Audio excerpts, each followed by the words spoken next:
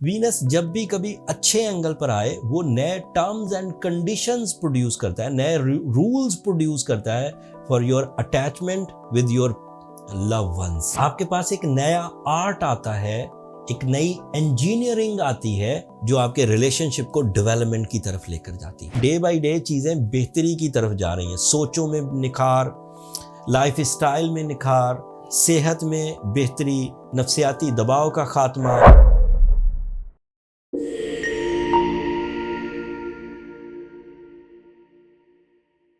अस्सलाम वालेकुम पाइसियंस, मैं हारिस अज़मी प्रोफेशनल एस्ट्रोलॉजर आपकी खिदमत में हाजिर हूँ इस हफ्ते की एस्ट्रोलॉजिकल खुशखबरियों के साथ। मेरी रिसर्च के मुताबिक 5 अगस्त के बाद एस्ट्रोलॉजिकल फेवर्स की बुनियाद पर पाइसियन पीपल अपनी फीलिंग्स में बहुत प्लेजेंट एंड परफॉर्मिंग होने वाले। वीनस नाम का एक प्लैनेट जो कि फ्यूल प्रोड्यूस करता है for the relationships, for your romance, for your attachments and even for your spiritual peace, वो आपके बहुत पॉजिटिव एंगल पर आने लगा है।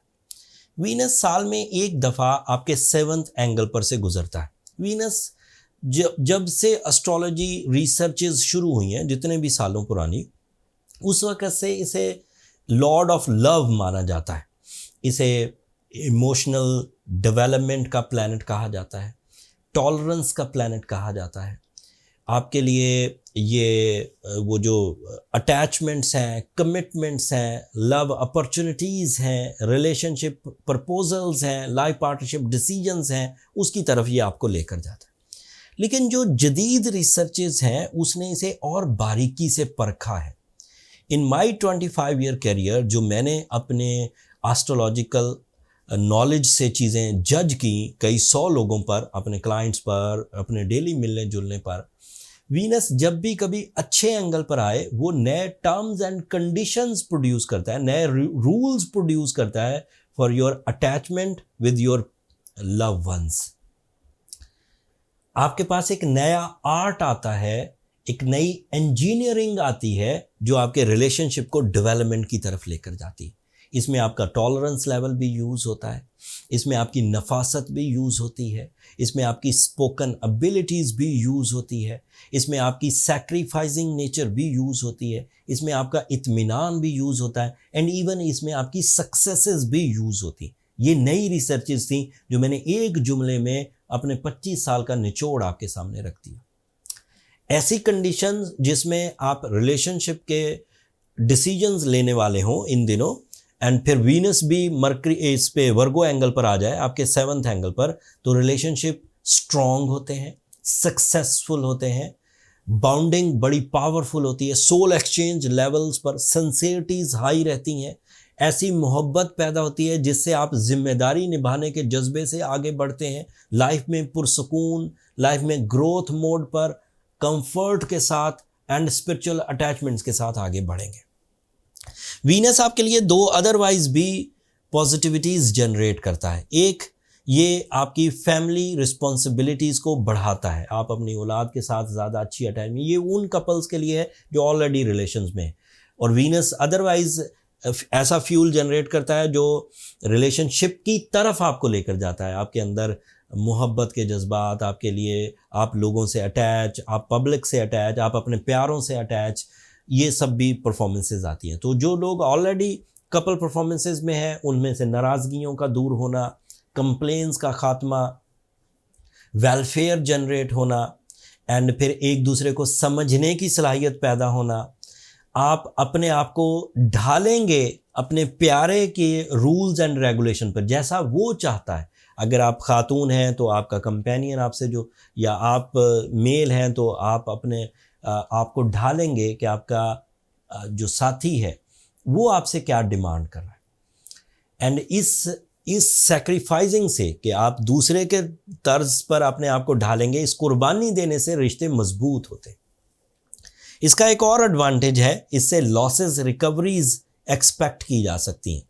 आपके बारे में लोग राय गलत कायम करते थे, या आपको एलिजिबल नहीं समझते थे, या फिर आप अपनी परफॉर्मेंसेस में कहीं हार्श हो गए थे, तो after 5th of August it is expected कि आपका वे ऑफ टॉकिंग ज़्यादा मैजिकल होगा, जीनियसली नहीं, स्वीटनेस की वजह से, अट्रैक्शंस की वजह से अंदाज़े गुफ्तगू लोगों के दिलों पर असर करेगा।